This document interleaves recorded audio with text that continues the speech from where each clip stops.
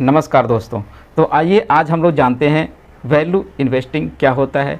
क्या value investing के ज़रिए हम पैसे कमा सकते हैं? वैसे क्या करते हैं कुछ लोग इस मार्केट में जो सक्सेसफुल रहते हैं और वो पैसे कमाते हैं, और वैसे कौन सी गलती करते हैं वो लोग जो इस मार्केट में लाख कोशिश करने के बावजूद भी उनका सौदा हमेशा लॉस में ही कटता है, या फिर 1-2 महीने अगर उनका एवरेज देखा जाए तो वो हमेशा लॉस में ही रहते हैं। बहुत लोग तो ऐसे हैं जो बहुत ज़्यादा लॉस कर चुके हैं, उनको रिकवर करना फिर स्टॉक मार्केट से मुश्किल हो जाता है।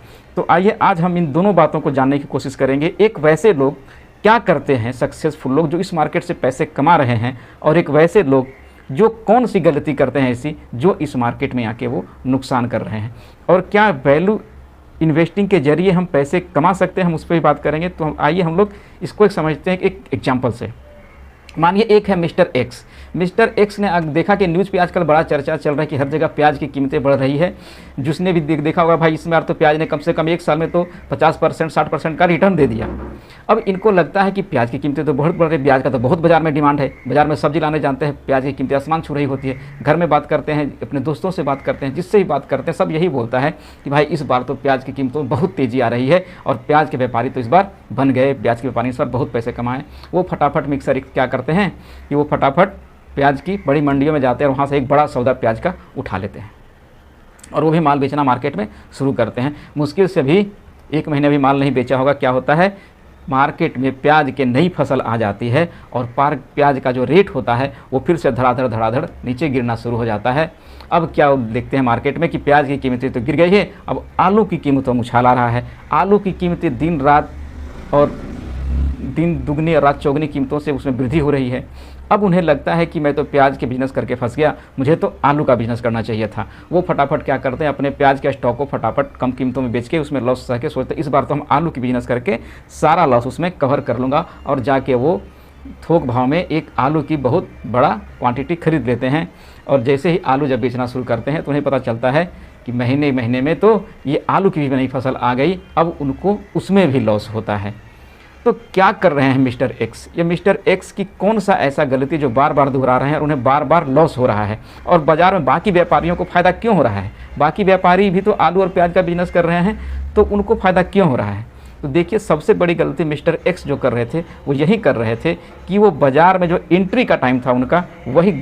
देखिए, मिस्टर एक्स जो गलती कर रहे थे वो आलू प्याज खरीद के, वही गलती हम करते हैं स्टॉक खरीदते टाइम, या फिर वैसे लोग वही गलती कर रहे हैं जो इस मार्केट में लॉस कर रहे हैं। जैसे ही कोई खबर टीवी पे आ गया कि फलाने स्टॉक ने तो 1 साल में कम से कम 35% का रिटर्न दिया है, 6 महीने में तो इसने 12% का रिटर्न दे दिया है, 3 महीने तो इसने तो 8% का रिटर्न दे दिया है, ये तो FD से भी ज़्यादा है, ये तो इससे भी ज़्यादा है, और बाजार में उसकी न्यूज़ छाने लगती है। आप किसी दोस्त से मिलते हो, बोलता है अरे यार ये स्टॉक आपने नहीं लिया था, इसमें तो यार इसने इस साल में 1 साल में तो बता रहे हैं लोग 65% तक का रिटर्न दे दिया है।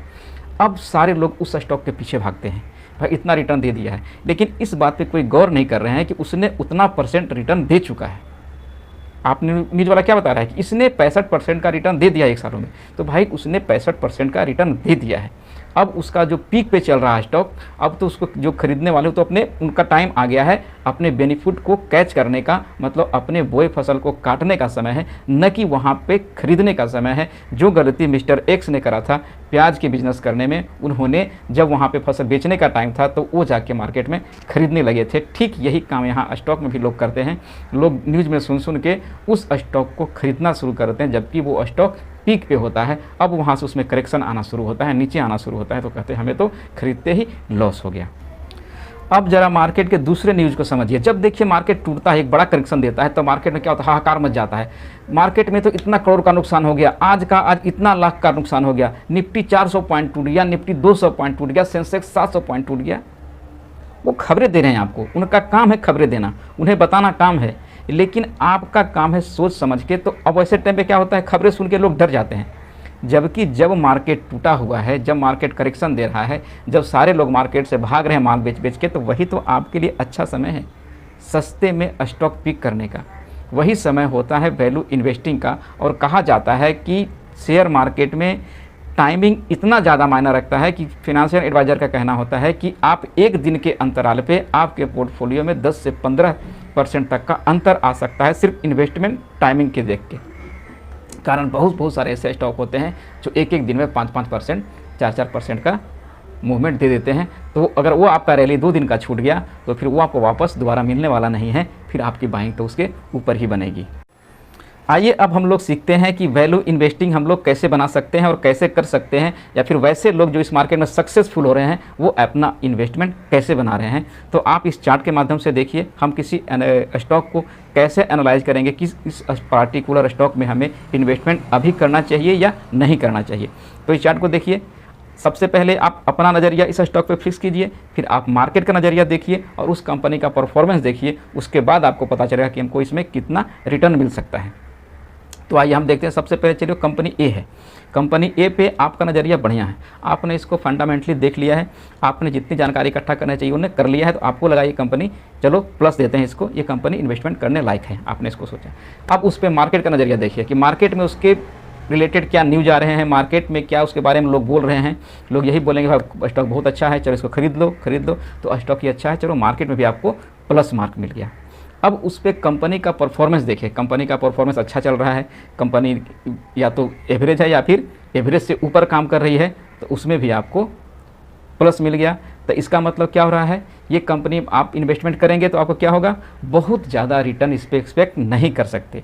बहुत ज़्यादा क्यों नहीं कर सकते, कारण ये फंडामेंटली स्ट्रॉन्ग है, मार्केट में पूरी इसकी चर्चा है, ले लो मतलब सारे लोग इसके बारे में जान रहे हैं, और कंपनी परफॉर्म भी अच्छा कर रही है। तो क्या होता है, ऐसे कंपनी जो परफॉर्मेंस अच्छा कर रही है, जिसका मार्केट में पूरा तरह से मतलब ये सारे लोगों के ज़बान पे है, तो वो मोस्टली कंपनी क्या हो जाती है, वो ओवरबाउट जोन में होती है, उसमें बहुत सारा बाइंग बना होता है, लोग उसमें इन्वेस्टमेंट बहुत ज़्यादा करे होते हैं, वो सबके जुबान पर होता है। तो इसमें आप इन्वेस्टमेंट करेंगे तो आपको एक ह्यूज रिटर्न जो एक्सपेक्ट कर सकते हैं वो आपको नहीं मिल सकता है। इसमें आप एक छोटा मोटा मॉडरेट रिटर्न लेके आप निकल सकते हैं। तो इसमें आपको रिटर्न कितना मिल सकता है, मॉडरेट। चलिए हम लोग देखते हैं अब स्टॉक बी में। आप स्टॉक बी पे आपका नज़रिया प्लस है, मार्केट का नज़रिया भी प्लस है, लेकिन कंपनी का जो परफॉर्मेंस है वो ख़राब है। देखिए, जब कंपनी का परफॉर्मेंस ही ख़राब है, या फिर कंपनी डेप्ट में है, या फिर कंपनी लॉस में है, company quarter to quarter loss में जा रही है, तो ऐसे कंपनी आपको कभी फ़ायदा नहीं देगी, इसमें आपको लॉस होगा, इसमें जो रिटर्न आपको होगा वो लॉस में होगा। तो आइए अब हम देखते हैं कंपनी सी को।